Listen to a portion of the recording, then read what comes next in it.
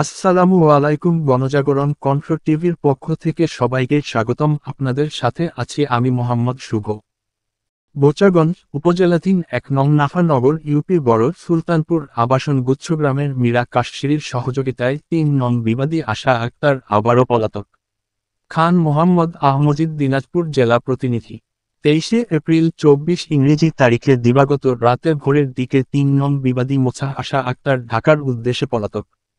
৩ জন আসামির জামিনদাতা ছিলেন মোছাহ মীরা কাশ্মীরি মেম্বারনি, ১ নং বিবাদী লাইচুর রহমান ৫৫, পিতা মফির উদ্দিন, ২ নং বিবাদী মোছাহ লিপি আক্তার, স্বামী মোহাম্মদ লাইসুর রহমান, ৩ নং বিবাদী মোছাহ আশা আক্তার, পিতা মোহাম্মদ লাইসুর রহমান গত ২১শে এপ্রিল ২৪ ইংরেজি তারিখে দিনাজপুর আদালতের মাধ্যমে জেল কারাগার থেকে মুক্তি পায়।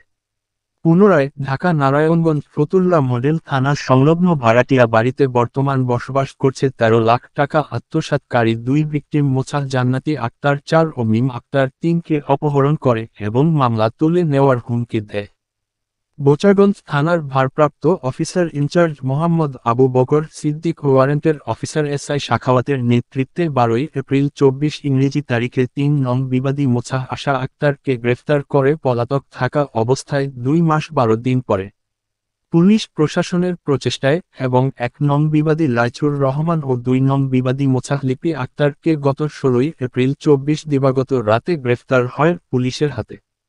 ১৭ এপ্রিল ২৪ ইংরেজি তারিখে দিনাজপুর কোর্টে চালান করে ওই দিন ২ নং বিবাদী মোছাহ লিপি আক্তার জামিনে মুক্তি পায়।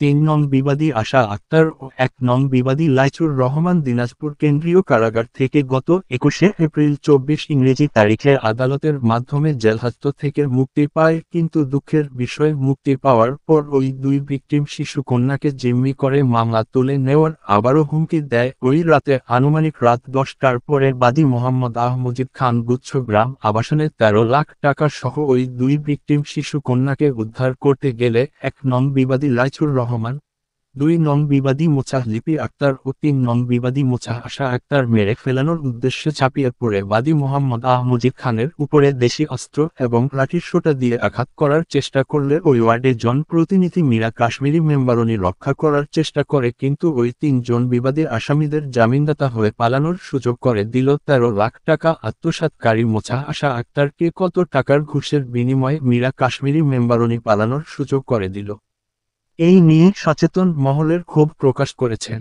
উপরোক্ত বিষয়ে সরজমিনে গিয়ে সঠিক নিরপেক্ষতা বজায় রেখে তদন্তপূর্বক বিষয়টি খতিয়ে দেখার জন্য পুলিশ প্রশাসনের ঊর্ধ্বতন কর্তৃপক্ষের সুদৃষ্টি কামনা করেছেন সাংবাদিক পরিবার সহ স্থানীয় এলাকাবাসী।